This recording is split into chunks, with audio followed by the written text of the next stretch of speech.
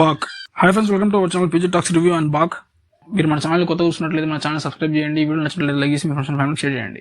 ఇక ఏమాత్రం లేట్ చేయకుండా రివ్యూలోకి వెళ్ళినట్లయితే ఇది ఒక horror with comedy back drop లో జరిగే ఒక మూవీ అనమాట. బేసిక్ గా మూవీ ప్లాట్ ఏంటంటే, కొన్ని వందల ఏళ్ల క్రితం బాగ్ అనే ఒక క్షుద్రశక్తి ఉండేది. దాన్ని కొంతమంది తాంత్రికులు అడ్డుపడి బంధించి ఉంచుతారు. ఒక పూజారి కూతురు వల్ల బాగ్ అనే ఆ క్షుద్రశక్తికి విముక్తి వస్తుంది. ఆ పూజారి కూతురుని చంపి ఆ బాగ్ అనే క్షుద్రశక్తి తన కూతురు లోపల ఉన్నప్పటికీ తన శక్తులు ఏవైతే ఉన్నాయో అవి పనిచేయవు. ఆ బాగ్ అనే క్షుద్రశక్తి తిరిగి తన శక్తులు తను పొందాలంటే ముగ్గురిని చంపాల్సి ఉంటుంది. ముగ్గురిని చంపినట్లయితే తన శక్తులు తనకు తిరిగి వస్తాయి. ఆ ముగ్గురు కూడా ఒకటే తేదీ ఒకటే రోజు పుట్టి ఉండాలి. అలాంటి ముగ్గురిని చంపేస్తే తన శక్తులు తనకు తిరిగి వస్తాయి. ఆ ముగ్గురు ఎవరు? బాగ్ ఆ ముగ్గురిని పట్టుకుని చంపేస్తుందా లేదా? బాగ్ ఆ ముగ్గురిని చంపకుండా కాపాడడానికి ఎవరు వస్తారు? ఎండ్ ఆఫ్ ది మూవీ బాగ్ అనే క్షుద్రశక్తి ఆ ముగ్గురిని చంపి తన శక్తులు తను పొందుతుందా లేదా అనేది బేసిక్ గా మూవీలో ప్లాట్ అనమాట. మూవీ గురించి మాట్లాడాలంటే మూవీ అయితే నాకు చాలా బాగా నచ్చిందని చెప్పాలి. అండ్ ఈ మూవీలో కామెడీ సెగ్మెంట్ కూడా ఉంటుంది కాబట్టి మూవీలో కామెడీ సీన్స్ మాత్రం చాలా బాగుంటాయి. నాకు పర్సనల్ గా కామెడీ సీన్స్ లో కోవెల సరళ గారి యాక్టింగ్, వెన్నెల కిషోర్ గారి యాక్టింగ్ అయితే చాలా బాగా అనిపించింది. అండ్ మూవీలో సెకండ్ హాఫ్ లో ఆ దయ్యం విజువల్స్ ఏదైతే ఉన్నాయో చాలా బాగుంటాయి. అండ్ ఈ మూవీలో రాశి ఖన్నా గారి యాక్టింగ్, తమన్నా గారి యాక్టింగ్ కూడా చాలా బాగుంటుంది. ఇంకో మెయిన్ విషయం ఏంటంటే మూవీలో సాంగ్స్ అనమాట.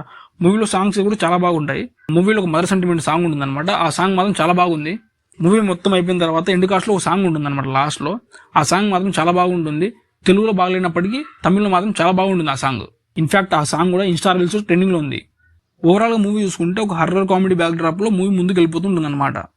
మూవీలో కొన్ని ఫైట్ సీక్వెన్సెస్ ఉంటాయి, అవి మాత్రం చాలా బాగుంటాయి. దయాన్ని అడుగునేటప్పుడు ఆ విజువల్స్ కానీ అవన్నీ కూడా చాలా బాగుంటాయి. హర్రర్ మూవీ అయినప్పటికీ మూవీలో మరీ భయపడే సీన్స్ అయితే ఏమి ఉండవు. అండ్ మెయిన్ గా మాట్లాడాల్సింది బీజిఎం మాత్రం కొన్ని చోట్ల మాత్రం చాలా బాగా అనిపించింది.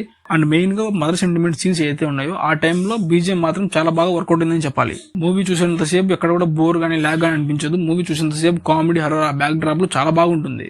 అండ్ ఈ మూవీలో నాకు నచ్చని సీన్ ఏదన్నా ఒకటి ఉందంటే క్లైమాక్స్ అనమాట. క్లైమాక్స్ మాత్రం నాకు అస్సలు నచ్చలేదు.